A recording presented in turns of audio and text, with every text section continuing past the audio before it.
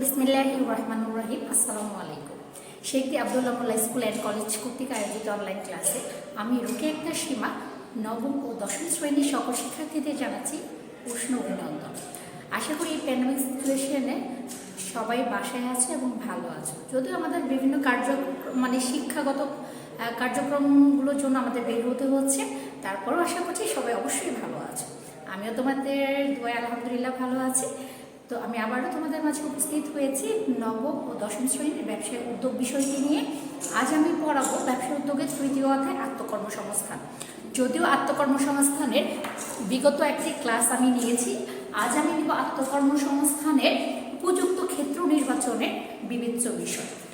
বিশেষ করে আত্মকর্মসংস্থান মূলক ব্যবসা পরিচালনার ক্ষেত্রে সাফল্য ও ব্যর্থতা অনেকাংশে নির্ভর করে কি আত্মকর্মসংস্থানের উপযুক্ত ক্ষেত্র নির্বাচনের উপর। কারণ আমি যদি ক্ষেত্রটা সঠিকভাবে ফুলফিল করে নির্বাচন করতে না পারি, তাহলে কিন্তু আমার ব্যবসার সাফল্য অবশ্যই কি আসবে না।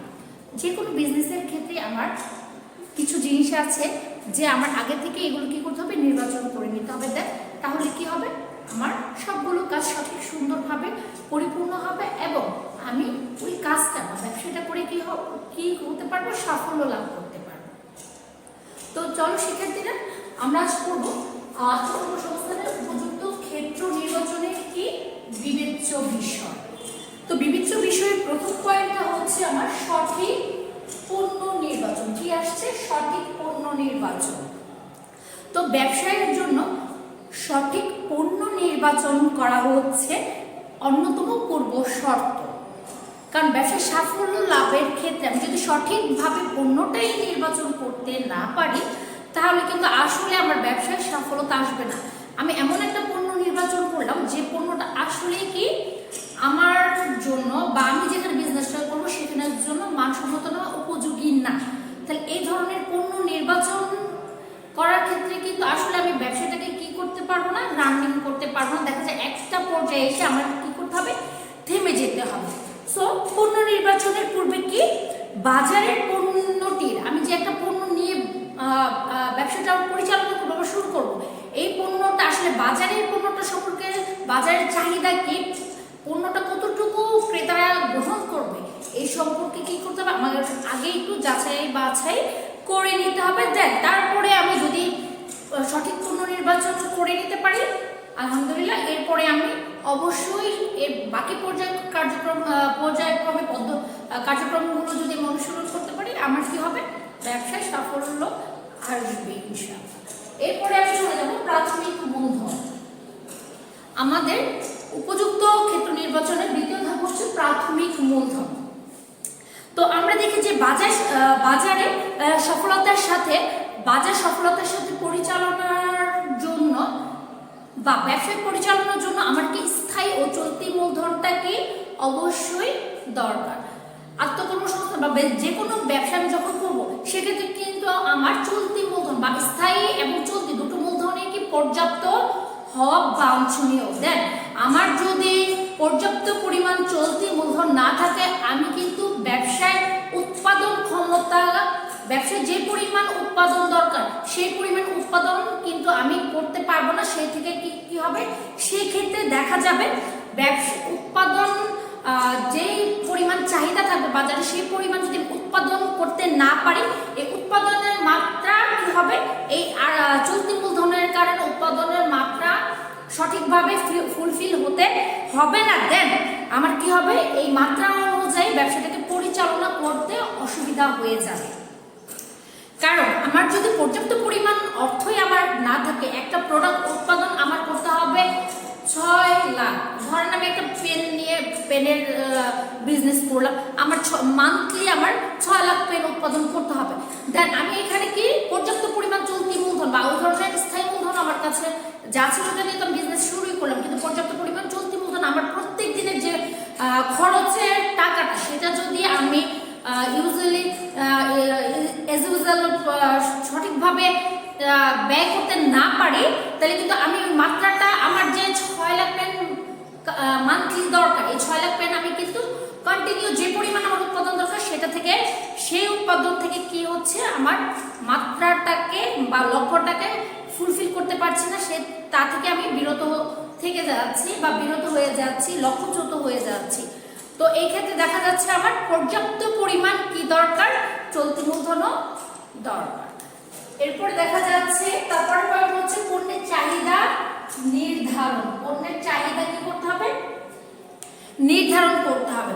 আসলে বাজার জরিপ ও অন্যান্য পদ্ধতির মাধ্যমে আমাদের কি করতে হবে? পণ্যের চাহিদাটা নির্ধারণ করতে হবে। বাজারে আসলে পণ্যের চাহিদা কিরূপ আছে এই ধরনের তথ্য বিশ্লেষণ করে আমাদের বাজার চাহিদা সম্পর্কে, মানে পণ্যের চাহিদা নির্ধারণ সম্পর্কে অবগত হতে হবে যে কি পরিমাণ পণ্য বা কি পরিমাণ পণ্য আমাদের কন্টিনিউ প্রয়োজন। তারপর আমাদের আছে কি অভিজ্ঞতা ও শিক্ষা। অভিজ্ঞতা ও শিক্ষা, উদ্যোক্তা বা ব্যবসায়ী সম্পর্কে পূর্ব অভিজ্ঞতা এবং শিক্ষা যদি না থাকে তাহলে কিন্তু ব্যবসাটা রানিং করা আমার জন্য খুবই কষ্টসাধ্য ব্যাপার হয়ে যাবে। কারণ যে কোনো বিজনেস, আমি আত্মকর্মসংস্থানমূলক শুধু না, যে কোনো ব্যবসায় করার ক্ষেত্রে আমার যদি পূর্ব অভিজ্ঞতা না থাকে ব্যবসায় সম্পর্কে এবং ওই ধরনের শিক্ষাগত যোগ্যতা না থাকে, আমি কিন্তু অবভিয়াসলি ওইটাকে রানিং করতে পারবো না খুব বেশি দিন।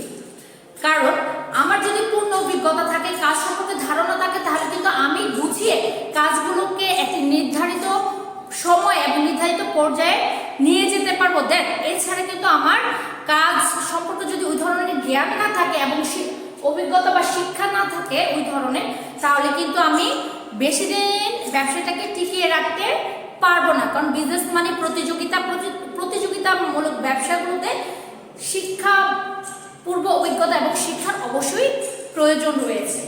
এরপর আছে নিজের দুর্বলতা সম্পর্কে সজাগ থাকা। ব্যবসার সম্পর্কে বা আমি নিজে কি, আমার সম্পর্কে আমি অবশ্যই ভালো জানি।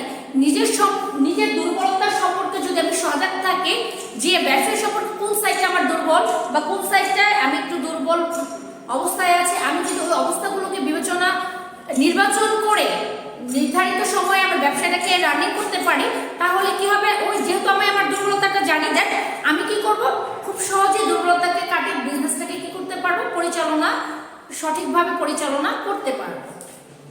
তারপরে আছে যৌথ উদ্যোগ। একটা ব্যবসা পরিচালনার ক্ষেত্রে পারিবারিক ও যৌথ উদ্যোগ মানে সম্মিলিত প্রচেষ্টা অনেকাংশেই নির্ভর করে ব্যবসার সাফল্যের ক্ষেত্রে।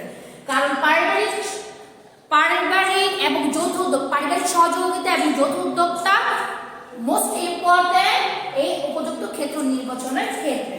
তারপর আছে সঠিক কর্মী নির্বাচন। আমরা নর্মালি জানি যে কোনো কাজে সঠিক কর্মী নির্বাচন বাঞ্ছনীয়। আর সঠিক কর্মী যদি অভিজ্ঞ এবং ওই ব্যবসায়ী সম্পর্কে ধারণা না থাকে, তাহলে কিন্তু ওই কর্মী দিয়ে আমি কি করবো, কাজ কিন্তু বেশি দিন করাতে পারবো না। কারণ তার তো ওই ব্যাপারে অভিজ্ঞতাই নেই। সবই যদি আমি অনভিজ্ঞ লোক দিয়ে কাজ করি, তাদের প্রশিক্ষণ দিই, তাহলে কিন্তু হবে না। কারণ আমার ব্যবসার ক্ষেত্রে দেখা যায় কিছু অভিজ্ঞ লোকের অবশ্যই প্রয়োজন আছে এবং সাথে কি অন্যদেরকে প্রশিক্ষণ দেওয়ারও প্রয়োজন আছে। কিন্তু এর সাথে আগে দরকার কি, আমার কিছু অভিজ্ঞ কর্মী নির্বাচন করা, যারা সম্পদের সঠিক এবং সদ্ব্যবহার করতে পারবে এবং ব্যবসাটা সম্প্রসারণে অনেকটাই সহায়তা করতে পারে। এরপর আমরা চলে যাব ব্যবসার স্থান নির্বাচন। সঠিক কর্মী নির্বাচনের পর আমার কি করতে হবে, ব্যবসার স্থানটা নির্বাচন করতে হবে। ব্যবসার স্থান কেন নির্বাচন গুরুত্বপূর্ণ? এই উপযুক্ত ক্ষেত্র নির্বাচনে কিন্তু ব্যবসার স্থানটা কি নির্বাচন অবশ্যই গুরুত্বপূর্ণ একটা বিষয়। কারণ আমি কোথায় আমার ব্যবসাটা স্থাপন করব, সেইখানে যোগাযোগ ব্যবস্থা বা কাঁচামালের সহজলভ্যতা, আমি ওখান থেকে কাঁচামালটা সহজে আমার ব্যবসা প্রতিষ্ঠানে নিয়ে আসতে পারবো কিনা, অথবা সহজেই এই প্রয়োগ করা যাবে কিনা এবং সহজে এই যোগাযোগ ব্যবস্থাটা বা বাজারজাতকরণ করা যাবে কিনা, ওই ব্যাপারে কি করতে হবে, আমাদের জ্ঞান থাকতে হবে। এছাড়া কিন্তু সঠিক স্থান নির্বাচন যদি আমি ভুল করি, তাহলে কি হবে, আমার ব্যবসাটায় দেখা যায় আমার যত আয় হচ্ছে, আমার এক কাঁচামাল বিজনেসে আনতে দেখা যায় আমার অনেকটা কষ্ট পড়ে যাচ্ছে। আবার বাজারজাতকরণ করতে গিয়ে আমি অনেক সমস্যার হিমশিমে পড়ে যাচ্ছি। আবার অনেক সময় দেখা যাচ্ছে আমি প্রোডাক্টটা নিয়ে বাজারজাতকরণ করব, সেখানে করাটা খুব ইম্পসিবল হয়ে মানে দাঁড়াবে, অসম্ভব হয়ে দাঁড়াবে। দেন তখন আমাদের এই জন্য কি করতে হবে, ব্যবসার ক্ষেত্রে কি করতে হবে, সঠিক ব্যবসার স্থান নির্বাচনটা অবশ্যই সঠিক হওয়া বাঞ্ছনীয়। এরপর আসছে সঠিক প্রযুক্তি ব্যবহার। অনেক সময় আমার ব্যবসার ক্ষেত্রে দেখা যাবে অনেক ধরনের প্রযুক্তির ব্যবহার, এখন প্রযুক্তির যুগ, বর্তমান যুগ হচ্ছে কি তথ্য প্রযুক্তির যুগ, সেক্ষেত্রে দেখা যাচ্ছে যে অনেক ধরনের প্রযুক্তি ব্যবহার করতে হবে এবং সেই ব্যাপারে সঠিক প্রযুক্তি কিভাবে প্রযুক্তিগুলো ব্যবহার করা উচিত। অনেক সময় দেখা যাচ্ছে কি আমার এখানে সঠিক প্রযুক্তি ব্যবহার ও প্রয়োজন বোধে স্থানীয় ও আমদানিকৃত প্রযুক্তির সংমিশ্রণ হতে পারে। সেক্ষেত্রে সঠিক প্রযুক্তির ব্যবহার সম্পর্কে অবহিত থাকতে হবে। এরপর আছে দেশের অর্থসামাজিক ও রাজনৈতিক অবস্থা। কি আছে আমাদের দেশের অর্থসামাজিক ও রাজনৈতিক অবস্থা সম্পর্কে অবহিত থাকা। বিজনেস বা আত্মকর্মসংস্থানমূলক ব্যবসা হোক বা যে কোনো ধরনের ব্যবসায় আমরা দেখতে পাই অর্থ সামাজিক অবস্থা বা রাজনৈতিক অবস্থা যদি আমাদের অনুকূলে না থেকে প্রতিকূলে থাকে তখন কিন্তু বিজনেসটা আমাদের চালিয়ে নেওয়া অনেক অসম্ভব হয়ে পড়ে। কারণ আমি প্রোডাকশন করার পরে বা পণ্যটা উৎপাদন করার পরে আমি যদি সঠিকভাবে এটার বাজারজাতকরণ করতে না পারি তাহলে আমার কি হচ্ছে, আমি এখানে খুব বড় ধরনের একটা ঝুঁকির মধ্যে পড়ে যাব, লসের মধ্যে পড়ে যাব। যার কারণে আমার দেশের অর্থসামাজিক এবং রাজনৈতিক অবস্থা সম্পর্কেও কি করতে হবে, আমার সবসময় ওই ধরনের জ্ঞান রাখতে হবে যে দেশের অবস্থাটা কখন, অর্থসামাজিক অবস্থাটা কেমন হচ্ছে এবং এই রাজনৈতিক অবস্থা কোন দিকে যাচ্ছে, কোন ধরনের, এই ব্যাপারে কিন্তু উদ্যোক্তাকে সবসময় বা যে কোনো ধরনের ব্যবসায়ীকে সবসময় কি করতে হয়, সজাগ জ্ঞান রাখতে হয়। এরপরে আমাদের আছে ব্যবসায়িক ঝুঁকি মোকাবেলার উপায় অবলম্বন। একজন উদ্যোক্তাকে বা ব্যবসায়ীকে কিন্তু কি করতে হয়, সব সময় ঝুঁকি মোকাবেলার উপায় সম্পর্কে জ্ঞান রাখতে হয়। সে যদি এই ব্যাপারে অভিজ্ঞ হয়ে থাকে হঠাৎ করে যে কোনো ধরনের ঝুঁকি কিন্তু সে খুব সহজে কি করতে পারবে, মোকাবেলা করতে পারবে। এই কারণে পূর্ব জ্ঞান থাকাটা, ব্যবসা সম্পর্কে কি পূর্ব জ্ঞান থাকাটা অনেকটাই অনিশ্চিত। এরপর আমাদের আসবে ব্যর্থতা থেকে শিক্ষা গ্রহণ। অনেক ক্ষেত্রে দেখা যায় আমার ব্যবসায় কিন্তু সবসময় এই যে ব্যবসায় ঝুঁকি মোকাবেলার যে উপায়, আমি অনেক ক্ষেত্রে যে ব্যবসায় ঝুঁকির মধ্যে পড়ে যেতে পারি। ব্যবসা মানে কি রিস্ক থাকবে এবং সেখান থেকে লাভের মুখ দেখতে হবে। আমি বিজনেসে যতটা ঝুঁকি নিতে পারবো ততটাই আমি কি লাভের আশা করতে পারবো। তখনই আমাদের যদি ঝুঁকি আমি ওইভাবে নিতে পারি এবং ঝুঁকি থেকেও ব্যর্থতা থেকে শিক্ষা গ্রহণ, আমার ঝুঁকি কি পরিমাণ ঝুঁকি হচ্ছে, আমি যদি ঝুঁকিগুলো পুঙ্খানুপুঙ্খভাবে বিশ্লেষণ করতে পারি, ধরতে পারি যে আমার এই ধরনের ঝুঁকি হয়েছে, আবার হতে পারে, এগুলো যদি আমি পুঙ্খানুপুঙ্খভাবে বুঝতে পারি, ধরে সঠিকভাবে পরিচালনা করতে পারি, ঠিক তখনই আমি কি এই ব্যর্থতা থেকে আমি নতুনভাবে আবার কি করতে পারবো, শিক্ষা গ্রহণ করে নতুনভাবে ব্যবসাটাকে সাজাতে পারবো এবং ব্যবসা পরিচালনা করতে পারবো। এরপরে আমাদের আছে সুষ্ঠু ব্যবসার পরিকল্পনা গ্রহণ। আমাদের ব্যবসার ক্ষেত্রে পরিকল্পনা গ্রহণটা আবশ্যকীয়, কারণ পরিকল্পনা ছাড়া কোনো ব্যবসা করা সম্ভব না। আমি কোথায় কিভাবে ব্যবসা পরিচালনা করব, কিভাবে যাব, কোথায় কি করব, এই ধরনের পরিকল্পনাগুলো কিন্তু আমার আগেই করে নিতে হবে। না হলে কিন্তু ব্যবসা পরিচালনাটা বা আত্মকর্মসংস্থানমূলক কোনো কাজই করা সম্ভব না। সেটা আত্মকর্মসংস্থানমূলক না মূলক বলতে না, সেই সব ধরনের ব্যবসায়ীকে আমার সুষ্ঠু ব্যবসা পরিকল্পনাটা অবশ্যই কি করতে হবে, আগে থেকেই গ্রহণ করতে হবে। দেন এরপরে আমরা চলে যাচ্ছি আত্মকর্মসংস্থানের প্রশিক্ষণের কেন প্রয়োজন, এরপর আমরা এটা নিয়ে আলোচনা করব। তো আত্মকর্মসংস্থানের প্রশিক্ষণের প্রয়োজনীয়তা। কোনো বিশেষ কাজ যথাযথভাবে সম্পাদনের স্বার্থে এবং জ্ঞান ও দক্ষতা বৃদ্ধির জন্য আত্মকর্মসংস্থানের প্রশিক্ষণের প্রয়োজনীয়তা অনস্বীকার্য। আত্মকর্মসংস্থানের প্রশিক্ষণের ব্যবস্থা থাকলে এখানে কি হয়, জ্ঞান প্রশিক্ষণ কি করে, আমাদের জ্ঞান ও দক্ষতাকে বৃদ্ধি করে। বিভিন্ন ধরনের বড় বড় প্রতিষ্ঠানের ন্যায় ছোট ছোট প্রতিষ্ঠানগুলোতেও যদি কর্মীদের প্রশিক্ষণের ব্যবস্থা করানো যায় তখন কি হয়, তাদের জ্ঞানের কাজের প্রতি জ্ঞান এবং দক্ষতা বৃদ্ধি পায় এবং দেখা যায় যে সেক্ষেত্রে কাজ যখন তারা কাজে মনোনিবেশ করে বা কাজ শুরু করে তখন অনেকটা ক্ষেত্রে প্রতিষ্ঠান কি হয়, লাভবান হয়। কারণ দেখা যাচ্ছে যে কর্মীদের জ্ঞান প্রশিক্ষণের ফলে কর্মীদের কি হচ্ছে, জ্ঞান এবং দক্ষতা বৃদ্ধি পাচ্ছে। যে সম্পর্কে ধরেন একটা কাজ সম্পর্কে তার কোনো ধারণাই ছিল না, সেক্ষেত্রে যদি সে ওই কাজ সম্পর্কে কিছু বেসিক নলেজ তাদের মধ্যে চলে আসে, তারা ওই কাজে যাওয়ার পরে কি করতে পারবে, কাজটা কিভাবে হবে প্রাথমিক থেকে শুরু করে লাস্ট পর্যায়ে কিভাবে সম্পাদন করা উচিত, তারা কিন্তু খুব সহজেই নিজেদের মধ্যে বা নিজেদের মতো করে কমপ্লিট করে ফেলতে পারবে। এবং এক্ষেত্রে আমাদের সেক্ষেত্রে দেখা যাচ্ছে প্রতিষ্ঠানের যে মেইনলি মালিক তারও অনেক উপকৃত হচ্ছে, সে বিভিন্নভাবে উপকৃত হতে পারে। সেক্ষেত্রে সেটা আমি একটু পরে আলোচনায় আসছি। তাহলে আমরা বুঝতে পারছি যে যে কোনো ক্ষেত্রে সেটা আত্মকর্মসংস্থানমূলক, যদি আমরা আত্মকর্মসংস্থানের নিয়ে আলোচনা করছি যে আত্মকর্মসংস্থান প্রশিক্ষণ কেন প্রয়োজন, এটা নিয়ে আলোচনা করছি। কিন্তু এছাড়া আমরা জানি যে প্রত্যেকটি ক্ষেত্রে আমাদের যখন কোনো প্রশিক্ষণের ব্যবস্থা করা হয় তখন কিন্তু সেখান থেকে আমাদের কি হচ্ছে, বেসিকটা আমরা নিতে পারছি, বেসিকটা আমাদের চলে আসে যে কি হতে পারে। ধরো আমরা কম্পিউটার সম্পর্কে কিছুই জানি না, যদি কম্পিউটারের প্রাথমিক বা বেসিক ট্রেনিংটা আমাদের দেওয়া হয় তাহলে কিন্তু আমরা কম্পিউটার অফ অন দেন আরও কিছু অনেক ধরনের কাজ কি করতে সক্ষম হবো এবং সুন্দরভাবে কাজগুলো কমপ্লিট সম্পাদন করতে পারবো।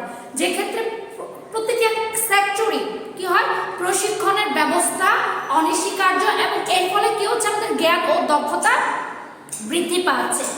অনেক ক্ষেত্রে দেখা যায় কার্য প্রকৃতি, যেমন কর্মী নিয়োগ দেওয়া হচ্ছে, যখন কর্মীটা কোনো প্রতিষ্ঠানে নিয়োগ দেওয়া হয়, যখন কর্মীটা প্রতিষ্ঠানে যায় ওই কাজ সম্পর্কে বা কাজের প্রকৃতি বা পরিবেশ সম্পর্কে কিন্তু তার ধারণা থাকে না।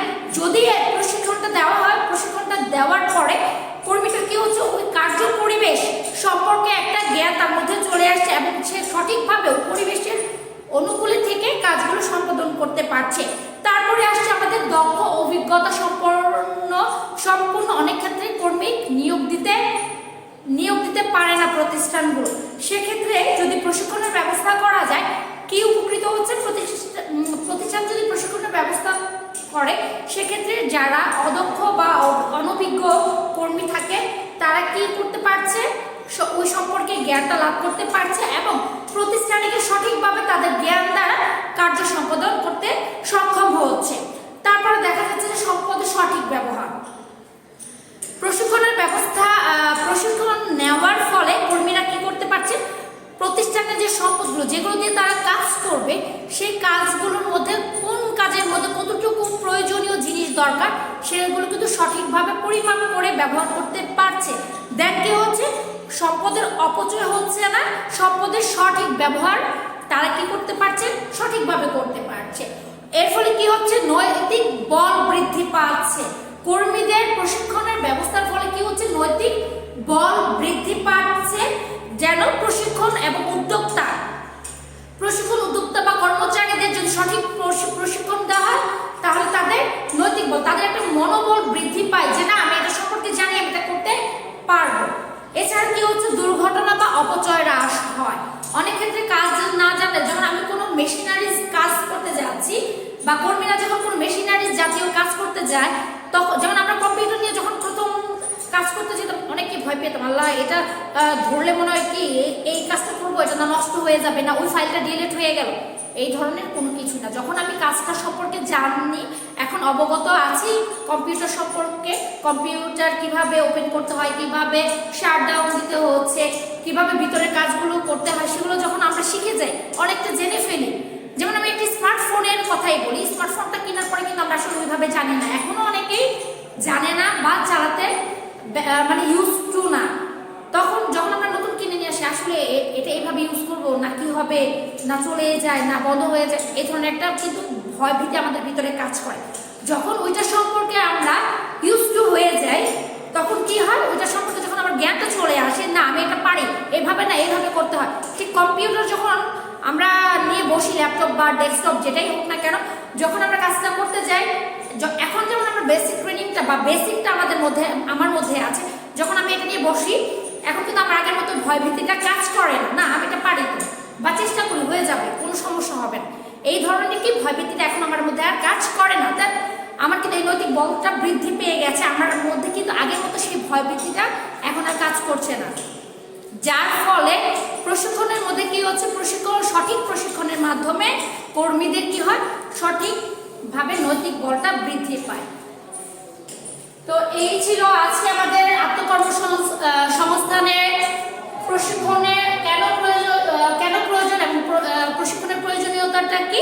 এরপরে আমরা চলে যাব আত্মকর্মসংস্থানের সহায়ক প্রশিক্ষণ প্রদানকারী যে প্রতিষ্ঠানগুলো আছে, বিশেষ করে আত্মকর্মসংস্থানের ক্ষেত্রে যেসব প্রতিষ্ঠানগুলো সহায়ক ভূমিকা পালন করে, তাদের সাথে থেকে কাজ করে, সেগুলো হচ্ছে, প্রথমটা হচ্ছে বাংলাদেশ ইনস্টিটিউট অফ ম্যানেজমেন্ট, বা যেটাকে আমরা সংক্ষেপে কি বলি, BIM বলে থাকি।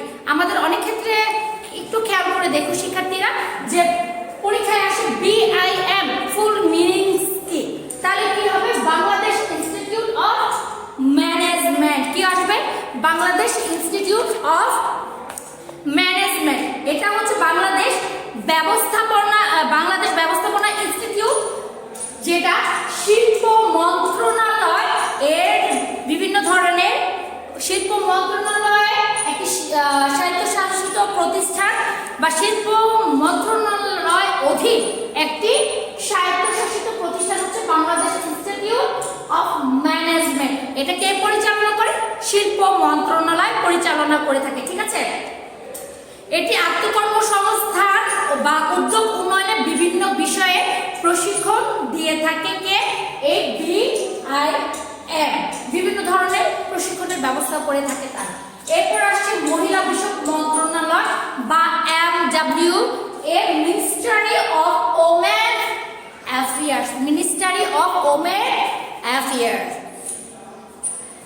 তাহলে এর কাজ কি, এই মহিলা বিষয়ক মন্ত্রণালয় হচ্ছে মহিলা বিষয়ক মন্ত্রণালয় দ্বারা এটি পরিচালিত, মানে মূলত মহিলাদের নিয়ে তারা কাজ করে, মহিলাদের বিভিন্ন ধরনের প্রশিক্ষণের ব্যবস্থা করে এবং তাদের বিভিন্ন ধরনের আত্মকর্মসংস্থান বা স্ব কর্মসংস্থানের সুযোগ করে দেয় এই MWA বা মহিলা বিষয়ক মন্ত্রণালয়। তারপর আছে বাংলাদেশ পল্লী উন্নয়ন বোর্ড বা বাংলাদেশ রুরাল ডেভেলপমেন্ট বোর্ড। এদের কাজ হলো গ্রামের পল্লী উন্নয়নের কাজ হচ্ছে বাংলাদেশ পল্লী উন্নয়ন বোর্ড বা BRDB, বাংলাদেশের দুস্থ ও ভূমিহীন দরিদ্র লোকদের নিয়ে তাদের কাজ, তাদের বিভিন্ন ধরনের প্রশিক্ষণ দিয়ে থাকে এবং প্রশিক্ষণ দেওয়ার পর তাদের বিভিন্ন ধরনের কাজমুখী বা কর্মমুখী করে দেয় বাংলাদেশ পল্লী উন্নয়ন বোর্ড। এটা স্বাধীনভাবে একটি পেশা বেছে নেওয়ার ক্ষেত্রে তারা অনেকাংশে সাহায্য করে থাকে। তারপর আছে গ্রামীণ মহিলাদের কর্মসংস্থান প্রকল্প। এটা গ্রামীণ মহিলাদের কি করে, বিভিন্ন ধরনের প্রশিক্ষণ দিয়ে তাদের স্ব কাজে উদ্যোগ নিতে সাহায্য করে, বা শুধু সাহায্য না, তারা কি করে, বিভিন্ন ধরনের কাজের প্রশিক্ষণ দেন, তাদের বিভিন্ন ধরনের ঋণের ব্যবস্থাও, কাজ শেখানোর পরে ঋণের ব্যবস্থাও করে দিচ্ছে কারা, এই গ্রামীণ মহিলাদের কর্মসংস্থান প্রকল্প। তাদের কাজ শেখাচ্ছে, প্রশিক্ষণ দিচ্ছে, দেন তাদের কিছু ঋণও দিয়ে থাকে। এরপর আসছে আমাদের যুব প্রশিক্ষণ কেন্দ্র। যুব প্রশিক্ষণ কেন্দ্র যুব ও ক্রীড়া মন্ত্রণালয় দ্বারা পরিচালিত। এদের মূলত কাজ হচ্ছে সমাজের বেকার যুবক যুবতীদের নিয়ে তাদের বিভিন্ন ধরনের কাজ, হাঁস মুরগি পালন, বিভিন্ন ধরনের খামার, কুটির শিল্পের কাজ, বিভিন্ন ধরনের কম্পিউটার চালনা ইত্যাদি ধরনের প্রশিক্ষণ দিয়ে থাকে এই যুব প্রশিক্ষণ কেন্দ্র।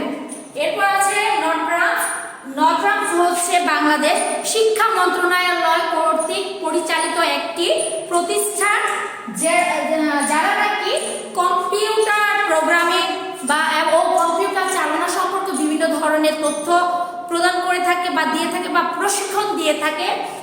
তাদের কাজ হচ্ছে কি, বিভিন্ন ধরনের কম্পিউটার প্রোগ্রামিং, কম্পিউটার চালনা এই ধরনের কাজগুলো নিয়ে তারা কাজ করে। এই প্রতিষ্ঠান থেকে প্রশিক্ষণ গ্রহণ করে বহু বেকার যুবতীরা কি করছে, বিভিন্ন ধরনের প্রতিষ্ঠান স্ব উদ্যোগ বা নিজের উদ্যোগে প্রতিষ্ঠান ওপেন করতে পারছে।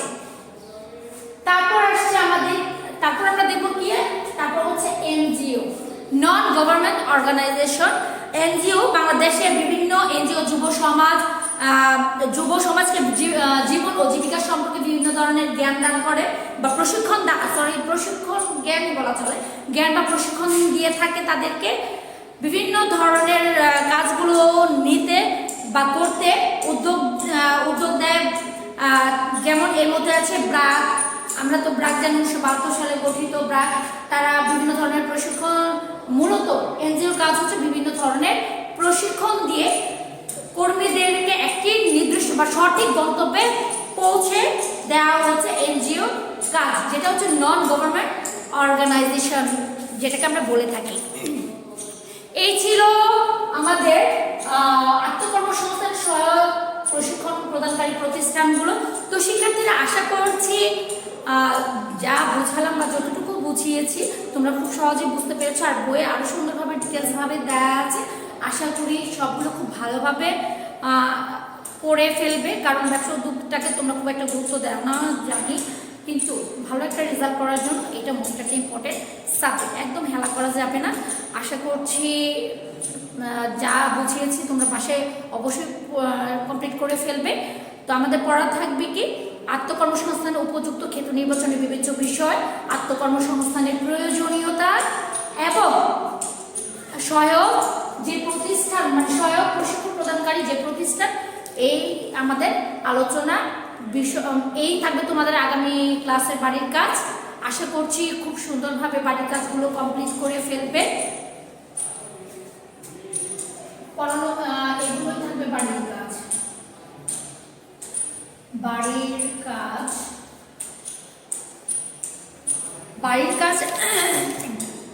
বাড়ির কাজ আমাদের থাকবে 28 পৃষ্ঠা থেকে 33 পৃষ্ঠা। বাড়ির কাজ থাকবে 28 থেকে 33 পৃষ্ঠা। আশা করছি খুব সহজেই কাজগুলো বাসা করে ফেলবে। তো শিক্ষার্থীরা, আজ এই পর্যন্তই। সবাই খুব ভালো থেকো এবং আগামী ক্লাসের প্রত্যাশা নিয়ে এখানে শেষ করছি। আল্লাহ হাফেজ।